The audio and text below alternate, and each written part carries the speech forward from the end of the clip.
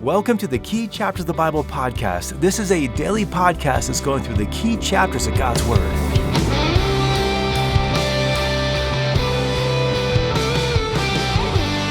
Many faithful Jewish people pray a daily prayer called the Amidah. In that prayer, they pray for several blessings, including one that asks, "May it be thy will that the temple be speedily rebuilt in our days."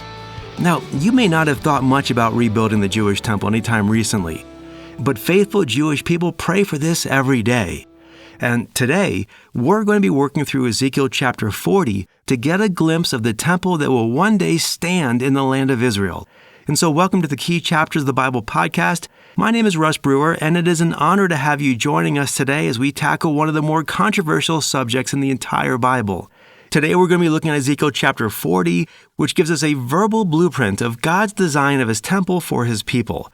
And so, hang on, we've got a lot to cover today, and you might find that it's helpful to Google a picture of Ezekiel's temple to give you a sense of what we're looking at as we work through this chapter together. As we turn to this important section of the book of Ezekiel, we need to remember what has transpired so far in this book. In the opening passages of the book of Ezekiel, we saw the Lord's indictment of his people and the Lord removing his presence from them. Then we saw God unfold his judgment upon the nations of the world. They weren't exempt from his judgment either. Then after that, we saw that God will establish a new covenant with his people that won't be like the old covenant. And then Ezekiel gave us a prophetic look at the events at the end of time when the nations of the world will battle against Israel. And now we come to a passage that describes the reinstated worship of the Lord by the people. And so, going on to chapter 40, verse 1. Chapter 40 opens with a timestamp for when this prophecy was given. And it was given, if we just kind of triangulate the dates that are given here in verse 1, it was given in 573 BC, roughly 14 years after Jerusalem's collapse. And in those 14 years, tragedy has befallen God's people as Babylon successfully laid siege to Jerusalem and God's warnings came true, and thousands of people who heard Ezekiel's earlier prophecies have now died. And even more importantly, Babylon has destroyed the temple of God. Now you'll remember that in December of 588 BC, Nebuchadnezzar laid siege to Jerusalem. And then in 586 BC, about a year and a half into the siege, he successfully invaded Jerusalem and looted and burned just about everything. Jeremiah described this event in Jeremiah 52, saying that the temple's furniture was broken up and carried back to Babylon, along with the gold and silver vessels, the lampstands, and all that stuff. And so this was a devastating time for God's people. And yet, in his mercy, the Lord has Ezekiel once again proclaim his message to his people. And this message promised the people that one day they would have a temple again and the Lord would dwell among them. And we find in these pages here a prophetic unfolding of the coming temple and ultimately the Messianic kingdom. So let's go on now to verses 2 and 3. In verse 2, Ezekiel lets us know that this is yet another vision. And once again, the Lord has transported Ezekiel back to Israel. And so Ezekiel's been placed now on a very high mountain where he could see something like a city to the south. Now, by all appearances, the city to the south is Jerusalem, and Ezekiel's on a high mountain nearby. Going on to verse 3. In verse 3, Ezekiel meets a guy whose face shone like bronze. Now, this isn't actually saying he's a bronze guy, like made of bronze. It's just saying that his face shone like bronze. And we don't know who this is, except to say he's probably not the Lord Jesus, because in Ezekiel 43, the Lord does speak to Ezekiel, and it wasn't the bronze guy who was speaking at that time. And so this bronze guy here, he's probably an angelic messenger of some sort. We've seen guys like this before. And so verse 3 goes on to say that this bronze guy was holding a line of flax, or some translations say linen, and a measuring rod, holding both of those. Now the line of flax would have been like an ancient tape measure, perhaps with knots every cubit or so that they could measure quickly distances, sizes, things like that. The rod was similar. It was like a yardstick that could be laid down end to end to measure something's size. And both of these tools are going to be used throughout the next section of Scripture to give us the dimensions of this future temple. Now, when it comes to measurements, if you look online for the dimensions of Ezekiel's temple, you'll find different people giving different measurements.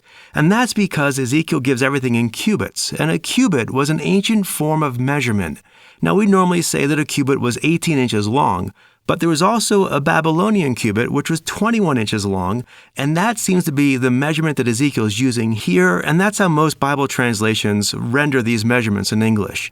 And that will be the measurement that we'll be using throughout our study of these chapters. Okay, now since we've taken this moment to pause here, let me just kind of keep this pause going for another moment longer, and let's just give a quick overview of the ancient Jewish temple. We can't overestimate or overstate how important the temple was to ancient Israel and how important it is to the unfolding of God's plan for his people. If you were to start digging into the topic of Ezekiel's temple, for instance, you would find out that it is called the third temple, and there's a ton of material on that. Now, it might surprise you that Ezekiel's temple is called the third temple because you'll also find scholars talk about Solomon's temple, Zerubbabel's temple, Herod's temple, and Ezekiel's temple, and so it would seem that Ezekiel's temple is actually the fourth, but it's not. And so here's how the numbering goes. Solomon built his temple in 959 BC. That was the first temple. Of course, that was also the temple that was destroyed by Babylon in 586 BC. And so that temple is gone. And then, after the exiles returned, Cyrus appointed a man named Sheshbazzar to come and rebuild the temple, and that was all paid for by Persia. It was very nice of Cyrus to do that. But Sheshbazzar ran into a lot of opposition from the locals, and the rebuilding effort got bogged down.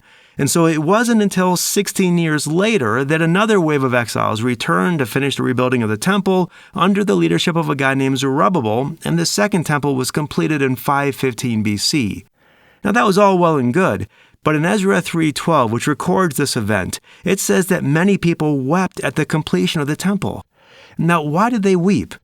Well, presumably because the second temple was not as magnificent as Solomon's temple. Or it could have been that the second temple was nothing like Ezekiel's temple, which was what they were hoping for. But there's still one more temple to go in this whole overview of temples here, and that's Herod's temple. So let's now fast forward 500 years to 20 BC. That was the year that King Herod began a massive rebuilding project of the temple. And although we might think that Herod built a third temple, and we sometimes call it just Herod's temple, according to historians, it was really just a huge renovation project. And so that work lasted until 62 AD, and the product was much larger and grander than the previous two temples, but it still wasn't Ezekiel's temple, and it was also itself destroyed only a few years later in 70 AD by the Romans. Now, I'm sure that you all know that the temple is more than just a building and more than just a storage place for the implements of worshiping God. It was the place where God and man were reconciled. It was supposed to be the place where the Almighty Creator of heavens and earth would abide with his people. The temple itself was a standing object lesson. The form and shape and walls and courts all showed how man was naturally separated from God. The altar showed how man could be reconciled to God and brought into fellowship with him. The bronze laver, that kind of place where you would get washed, would just show the cleansing we would need from the Lord. The altar of incense showed man's prayers rising up to God. The bread showed man's reliance upon God. The light showed man's darkness and need of revelation. In terms of the physical structure, the temple was rectangular in shape, and it sat inside of a walled campus. It had a porch with two massive pillars that led to two rooms separated by a thick veil. Those two rooms were called the Holy Place and the Holy of Holies. Only the priests could go into the Holy Place, and only the high priests could go into the Holiest of Holies, and that was only on one day a year, the Yom Kippur, the Day of Atonement. And that now brings us to an important point. We saw in Ezekiel 10 and 11 that the glory of the Lord had left the people, and when the second temple was built after the exiles returned, the Holy of Holies was still empty. No glory of the Lord was there. No Ark of the Covenant was there. Maybe that's why the people were weeping as well. But again, that's all the first and second temple. As we work through the next several chapters, Ezekiel is going to give us the designs for the third temple that is very different from the first and second temples. Ezekiel laid a temple complex that is 500 by 500 cubits, or 875 feet by 875 feet. This temple complex will be several times larger than Herod's temple complex and about 12 times larger than Solomon's. Now, the temple complex that Ezekiel is going to give to us, it's also pretty symmetrical. As in, you could fold, if you could fold the temple complex in half, and most things on each half would line up with each other on the other side of that half. There are some exceptions, but by and large, this complex has a lot of symmetry going on. And as we work through these next several chapters, we're going to be learning about this third temple and what it's going to look like, its shape, size, things like that. And ever since these prophecies were given, there has been an expectation that God's people will one day build this temple. And even today, there are thousands of Jews praying every day that this temple would be built in their lifetimes. And so now with that side trip finished, now let's get back to our bronze-colored tour guide. In verse 4, the bronze-colored tour guide shows Ezekiel all kinds of measurements, and he tells Ezekiel to focus his eyes and ears on everything he's about to see to be sure he will faithfully tell these things to the house of Israel. And so he starts with the outer wall in verse 5, and all of Israel's ancient temples had these surrounding outer walls. These walls served as a point of division between the world and the Lord. An entrance within those walls was only for those who wanted to be reconciled with God. And so we see these outer walls for a verse here, and then after briefly telling us about them, Ezekiel then focuses on the gates. He's going to spend a lot of time talking about these gates. Now, these gates are not like the kind of gates you'd have in a farm or a fence or something like that. These gates here were actual buildings that would rise up many stories high to see far distances, and the gate doors would actually be within these buildings at the base. Likewise, within these gates would be all kinds of rooms to house soldiers, supplies, stuff like that. And they're big. In terms of size, these gates are 105 feet high by 43 feet wide, roughly 43 feet wide, with an entryway of 17.5 feet wide as well. And so they're pretty big. Not only that, but there are actually 6 gates in this layout, and it's not real clear in this text here until you just kind of start looking at all of this stuff individually. And so you've got 6 gates here. There are 3 that lead into the temple complex from the exterior, just the world, and then once you're inside the temple complex, there's another 3 gates that lead to the inner court area. And so Ezekiel discusses the outer gates from verses 6 to 27, and he does kind of bounce around a little bit in there, but then he also focuses mostly on the inner gates in verses 28 to 37. And this can be kind of tricky if you're not looking for it. And so try to picture this. The entire temple complex is a walled complex. It's a square with 3 giant gates giving access to the interior area. But within this interior area, there is still a second walled complex that also has 3 gates to give access to its interior. Now, you might think that the gates for this smaller interior area would be small gates too.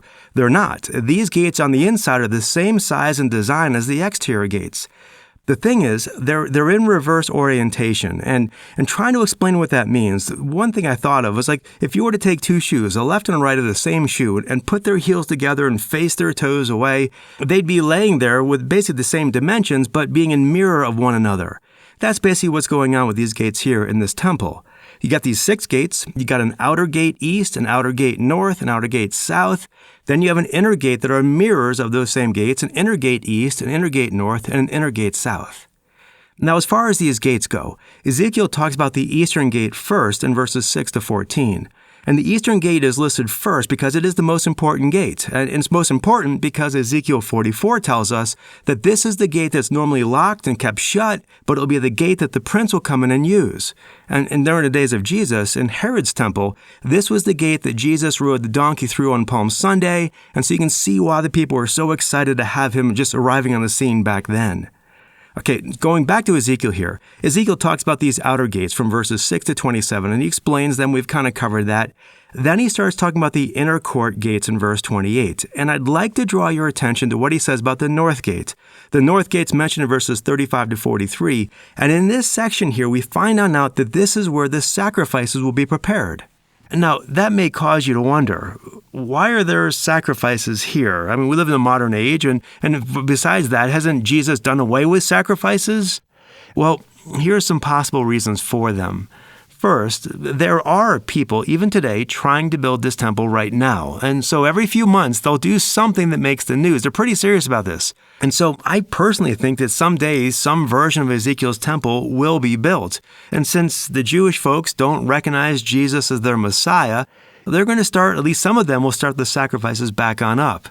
In fact, right now, the most well-known plans for this temple, the designs for this temple, are being produced by an organization called the Temple Institute. You can see their stuff online. The Temple Institute has plans to recreate all of the tabernacle furniture that's described in the Book of Exodus. Things like the bronze laver, the golden lampstand, those kinds of things. And they want to make those things and then put them into Ezekiel's temple, even though Ezekiel doesn't mention them. Now, Ezekiel doesn't mention them because those things have all been fulfilled in Jesus.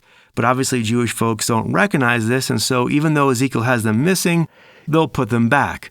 And so I think, again, that at some point, someone's going to succeed in building a hybrid temple that's a lot like what Ezekiel is giving us here, but missing how it's pointing to Christ. And then, at some point down the road, the Antichrist will come along and say, let's not do these sacrifices anymore. And the sacrifices will come to a stop. And then, when the Lord returns, he will come through his east gate, and he'll set things up so that his people can continue to worship him, giving sacrifices of like burnt offerings, peace offerings, thank offerings, things like that we see throughout these chapters here. And so, although I realize there's a lot more to this question, we'll leave things there and come back to it tomorrow. Let's keep going on in chapter 40. And all these gates led now to an open area. These open areas are called courts. And so there's an outer court and an inner court. Now there's a lot of detail here, but basically you just need to know that these courts were paved and gave access to the interior chambers of the temple complex. Now let's talk about these chambers for a moment. These various chambers are described in verses 17, 44, and 46. And these various chambers had various uses, like for the singers in verse 44, or for the priests who take care of the temple in verse 45, or in verse 46, the priests who take care of the altar. And so when we put all this together, we have a temple complex here that it is surrounded by an outer wall. And that outer wall led to 3 gates. And those gates were these large buildings that gave access then to the open areas of the temple complex. And if you walk through those open areas of the temple complex, you can go to various chambers that were for the people who were leading the temple worship. And so that's my attempt at trying to explain Ezekiel 40 in a short podcast that's apparently not so short. But before we go, we've got to circle back and make a few key points here. For one thing, lots of people say that all of this stuff is symbolic, that we should look for symbols and allegories and all this stuff. But the details of these chapters don't lend themselves to symbolism and allegory. For instance, this chapter is talking about windows in verse 16, 25, 29, 33, 36.